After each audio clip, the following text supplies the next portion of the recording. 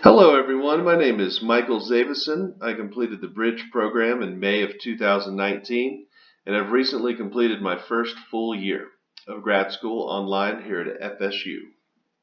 Dr. Powell asked me to talk to you about the transition from Bridge program to grad school, so I put together this presentation using a combination of my own personal experiences and input from some of the other students in my cohort. I call this presentation Bridging the Gap, a Sojourner's Guide to Life After Bridge. Sojourner just means someone who temporarily resides in a place. So I felt like it was the perfect term to describe the time between Bridge and grad school. It could be 2 weeks, it could be a year, but there will be a gap. And I want to help you make that time productive so that you're well prepared to start your new journey as a grad student. First, let's look at the differences between Bridge and grad school.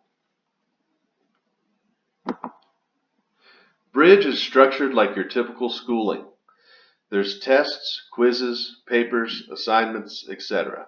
In Bridge, you are getting a broad overview of all of the different areas of speech-language pathology. As long as you study, you shouldn't have too much trouble with Bridge. Grad school is a little bit different. Here, the goal is to get you to think like a clinician.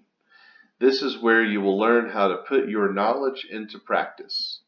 Instead of reading and remembering information, you'll be taking complex information and using it to assess, diagnose, and treat clients, often in hypothetical scenarios. There is an enormous amount of reading and writing, but not as many tests and quizzes as there are in the Bridge program. This makes grad work much more time-consuming than Bridge. Also, discussion is very important for your grade, so you will want to make sure you're participating in every single class. Now let's jump over to prepare. Grad school is extremely time-consuming. Life will be a lot easier if you have a clear schedule. This is not the best time to take on a bunch of extra responsibilities. I had this problem my first semester. I teach high school full-time and run a wedding DJ business over here in Pensacola. September through December of 2019, I worked at least 6, often 7 days a week, and that was way too much. I got behind on classes, and it was a very difficult semester that cost me a little bit grade-wise. So definitely make sure to keep your schedule open as much as possible. Let your friends and family know what you're getting into. Again, it's a huge time commitment, and you'll find that it will help to alleviate stress when talking to your loved ones before you start.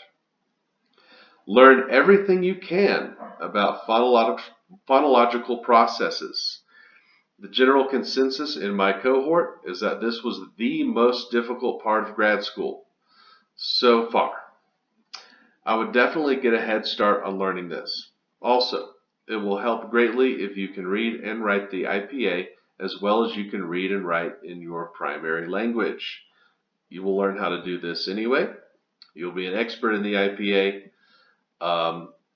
but it is good to go ahead and get a head start on that. It'll make your life a lot easier.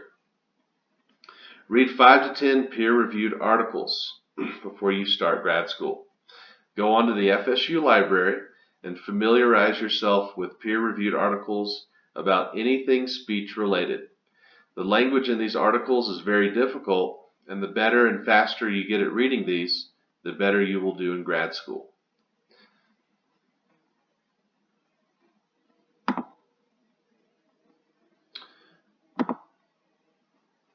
So remember, you made it. Remember how excited you were to get that acceptance letter. Keep reminding yourself of that when the going gets tough. Stay professional. The professors don't like to see a lot of side conversations in the chat box. So make sure you're always staying on topic.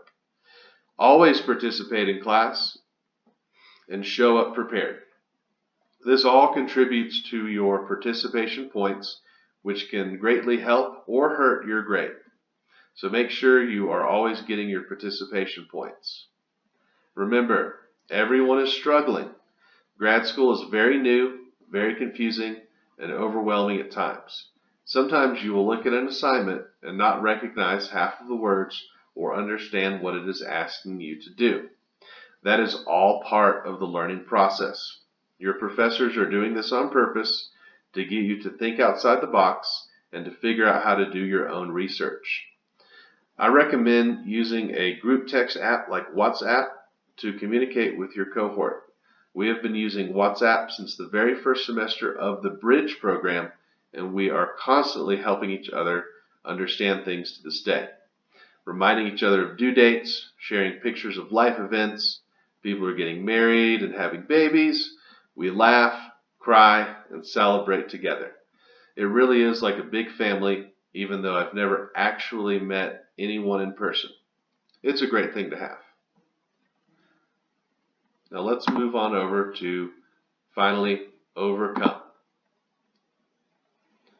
Life happens. Be sure to communicate with your professors about anything hindering your performance. Develop a team-oriented mindset.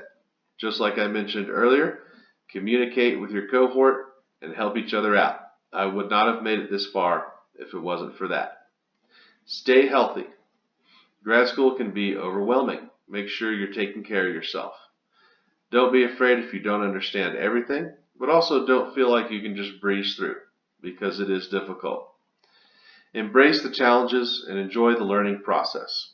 Remember why you got into this field, whether you want to work with kids or you're passionate about helping the elderly, and just stay fascinated. Try not to fall into the feeling of assignments being a burden. It's a lot more fun and interesting to approach every task as a new learning opportunity. If you have any questions, I included my contact information in the bottom left-hand corner of the presentation. Feel free to call, text, or email me anytime. Many blessings to all of you, and I look forward to seeing you out into the field.